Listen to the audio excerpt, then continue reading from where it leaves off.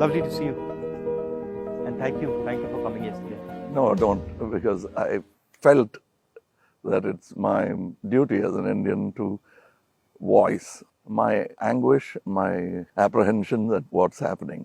And before coming, I was just looking through the pages. There's a big book I have, your grandfather's name. Achha. And I was looking through that, and I know these 2,800 kilometers is nothing. You walk through sweat, tears, and blood, literally. And we have seen history happen from the inner circle. I've watched it from the outer circle. So walking with you, if I don't come with you, it's not fair. My nephew's a photographer. So I said, listen, I want to give a little present to my friend Kamal Hassan. And I said, give me a picture, one of your pictures, as a gift to him. So I want you to guess what he came up with. What picture do you think he gave me? I don't know. Wow. Come, let's go and see it. Yeah. Oh, it's here. Tells you what Kamal is, right? And so this is what he gave me. What he came up with. Oh. Oh, he shot this? He shot this, and that's for you, because it tells us your approach, your attitude to life, and the fact that you're a great Indian and a great Tamil. Thank you. And we're proud of you. Thank you. It looks nice, huh? Oh, lovely. I'm quite interested in how you see what is going on in India. Of course, an Indian person, but also a Tamil person, because the view from South India often looks very different.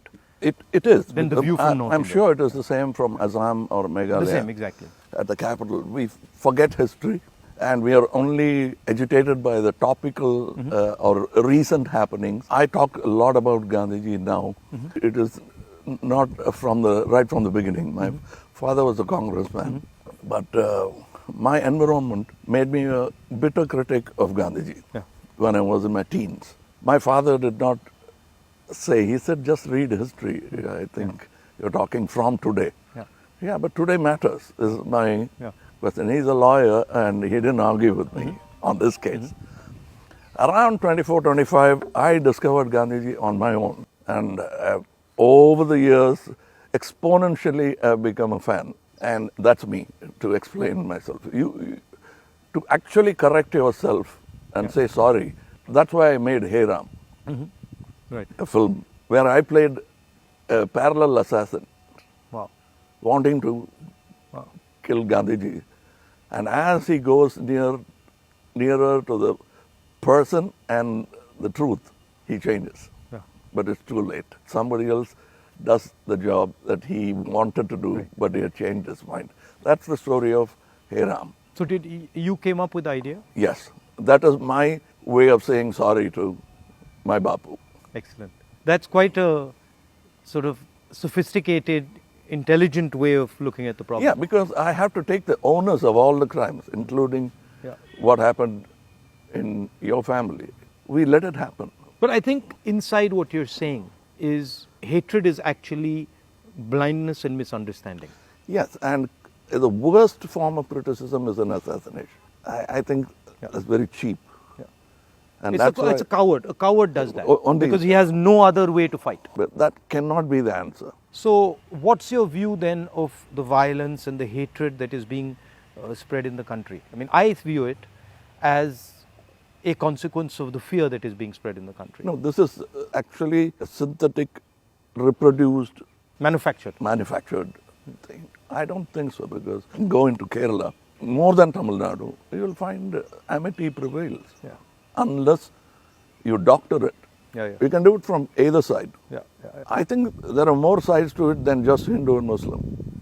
We have to look at all that and understand that this country will flourish only with this plurality. As a person who loves Tamil Nadu, loves the Tamil people, whenever I go there, I try to understand slightly better, what exactly is the Tamil idea, right? And so as somebody who, is looking at it from far, What does it mean to be Tamil? I know that the Tamil language is very important, but what does it actually mean? It means the same as wanting to be a Maharashtrian Yeah. or Telugu or a Malayali. We all have a pride, but I must say something about Tamil Nadu. They always feel that it's an island with parochial mindset and language chauvinism.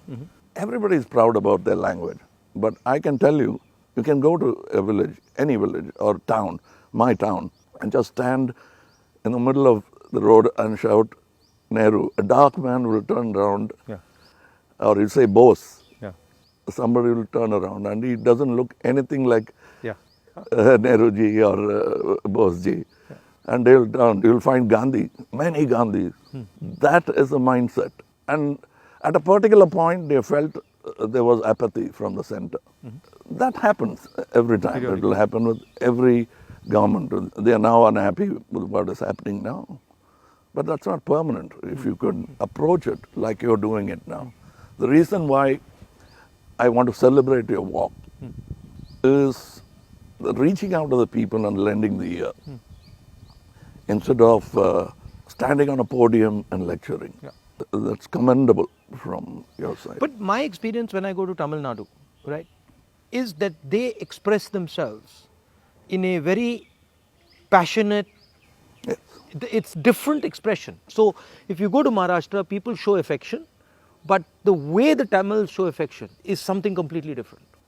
I get that feeling when I go there, and I always wonder, what is that exactly? How does it, why such strong affection or strong expression or so passionate? It's part of the culture. It's a very old culture, and they've seen wars, they've seen battles, they've learned a lot from Jainism, Buddhism.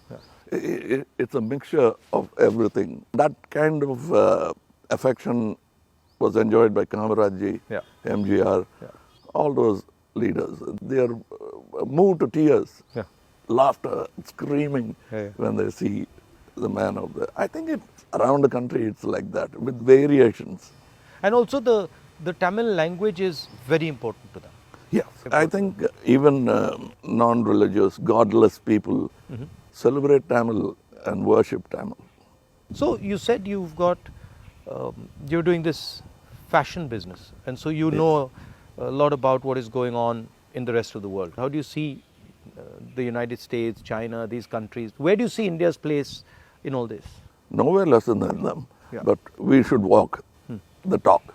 Like you're doing, every Indian must walk the talk.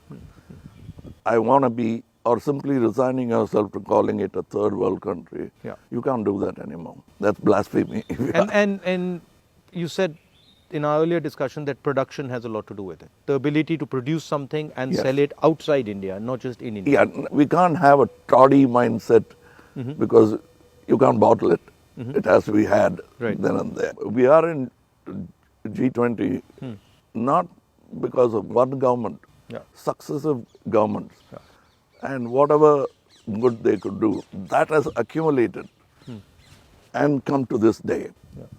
So we are aware of that. And you were talking about China. I want you to say more. The security of the country, both internal and external. Your opinion on it. I was speaking to some ex-servicemen the other day when I was mentioning to them that security today in the 21st century, it's not good enough just to say, okay, what do our borders look like, right? Because security today has become a holistic thing. You don't necessarily get attacked from the borders. You can get attacked from inside. You can get attacked by cyber weapons. You can get attacked by, use of your media. So in the 21st century, one has to have a global view about security. And that's where I think our government has completely gone and miscalculated. We constantly hear about what is going on the border. And the fact of the matter is that China has taken 2,000 kilometers of our territory, square kilometers. And frankly, we haven't said anything. The Prime Minister hasn't said anything. The military has clearly said that they're sitting in our territory, but the Prime Minister said nobody has come. This sends a very clear message to China. And the message is, we can do whatever we want, and India will not respond, right? And in fact, in some of the conversations that they are having with our military, they're actually making the statement that, look, your Prime Minister himself has said we are not in your territory. So what is the conversation about? So that's one aspect of it. Yeah, to them it will look like we are whistling in the dark to allay fear. Yeah. No, and Looking somewhere no, else. imagine if you're the leader, right? And your forces and my forces are negotiating, and your forces are coming and saying you're in my territory, and then I say no, but your leader has said we're not. So it destroys the entire negotiation position of Yes, India. yes. Right? So that's one aspect of it. The second aspect of it is how conflict has been transformed. And conflict has been transformed because earlier you fought on a border, now you fight everywhere. Right? So you fight by shutting down power stations, you can fight by attacking the railway system, you can fight by militarily attacking, you can And fight. the oldest trick is to contaminate border. Yeah, so you can do that. So the single most important thing in the 21st century is that a country has internal cohesion, that there's harmony in the country, that people are not fighting, that there's peace in the country, and the country has a vision. The point is not going to war, right? The point is being in a position where you cannot be attacked. And there's a link between a weak economy, a confused nation without vision, hatred and anger, and the Chinese sitting in our territory. Because they know that we are dealing with internal matters, internal confusion, an internal lack of harmony, and so they can just go in and do whatever they want. So that's one element of the problem. The other huge element of the problem is what has happened in Ukraine, right? And essentially what the Russians have done in Ukraine is they've said, look, we will not accept that the Ukrainians have a strong relationship with the West. And they've basically told the Ukrainians, if you have a strong relationship with the West, we will alter your geography. And that is the exact same principle that can be applied in India. What the Chinese are saying to us is, be careful with what you're doing, because we will alter your geography.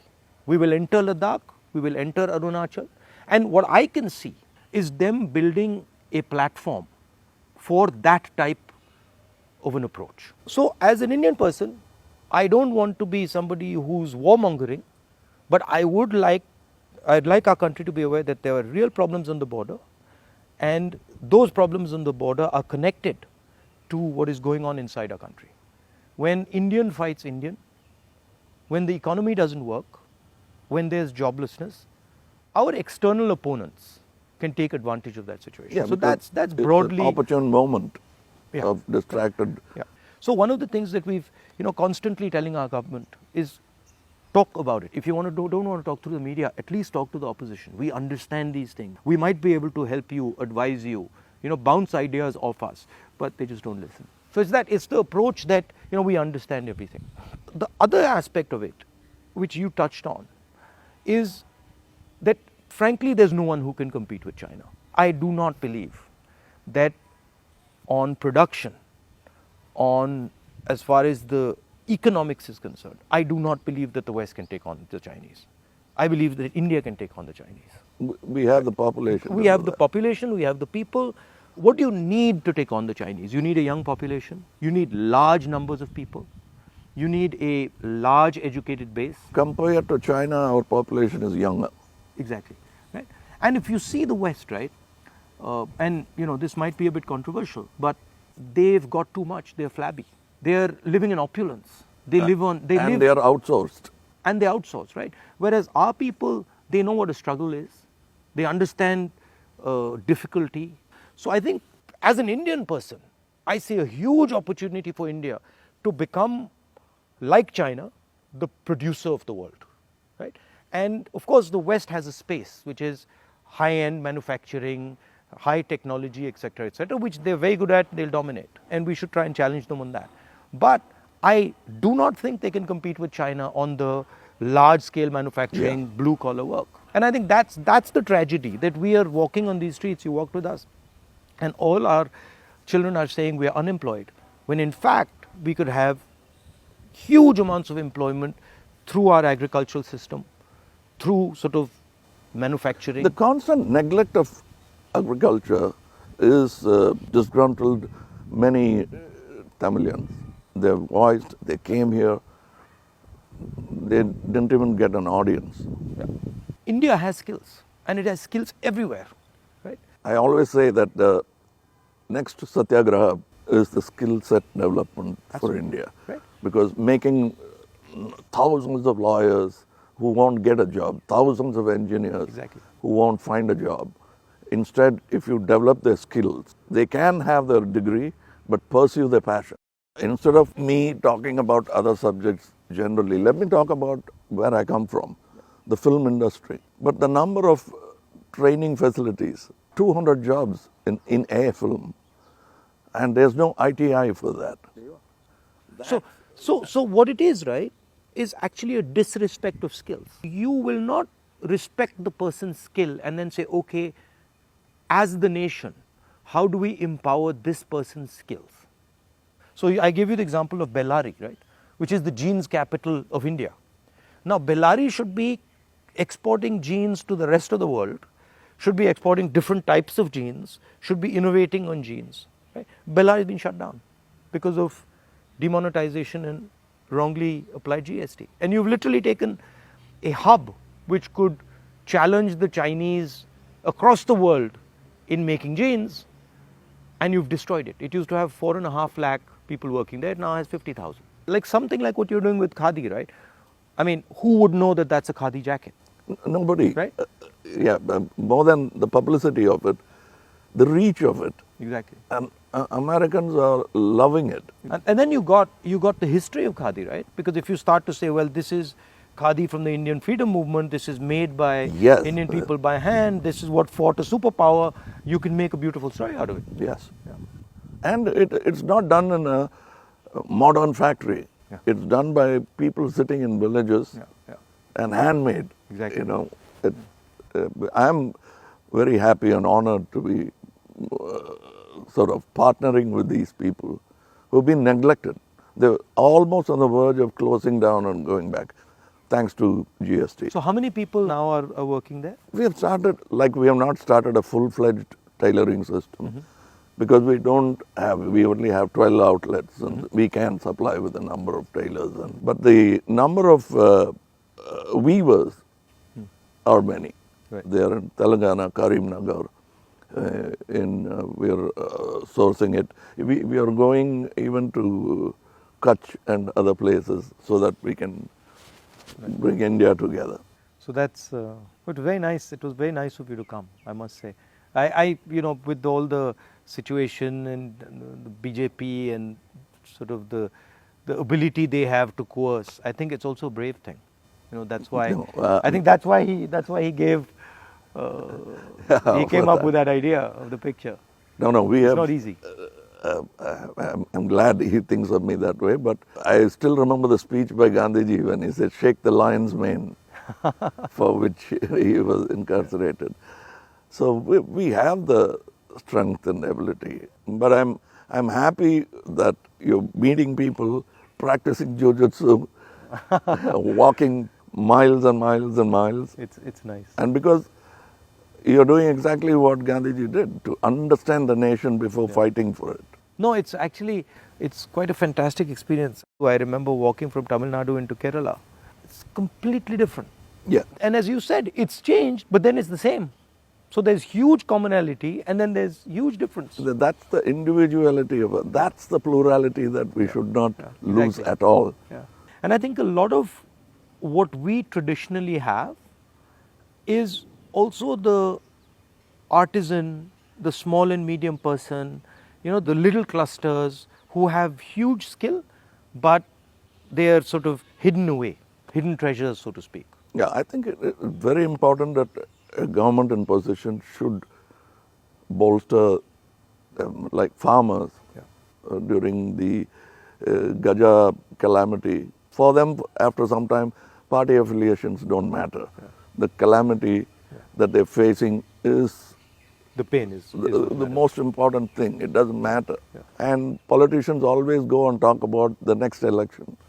And their trajectory is towards that, and that they don't like. They can't tend to take their eyes off it. Politicians. I find that, and I get criticized a lot. Sometimes where they're like, oh, he's not election centric. I mean, I think of course, one has to fight elections, one has to be in politics, one has to take them seriously. But there's also another role of people. There's a role of bringing people together, of listening, of being affectionate. That role, I think, is a very important role. What we have done through our party is that simply sort of wipe the dust away from the Gram Sabhas and brought it back into, now it's happening because we are attending and now we want to take it into the towns. I think people should participate in politics, not necessarily electoral politics only. Exactly. But they must have a firm say that politicians will have to understand it's not all about number crunching, that they'll have to answer certain things. And people should also feel that I can vent or complain. I can say something, and politicians should also feel that I can take some punishment. He's shouting at me, okay, no problem. I did something wrong. I go and listen to what he's doing, what he's saying. I think that's, people don't like criticism. I think criticism is a good thing. I think we are a very young democracy still, in spite of 75 years.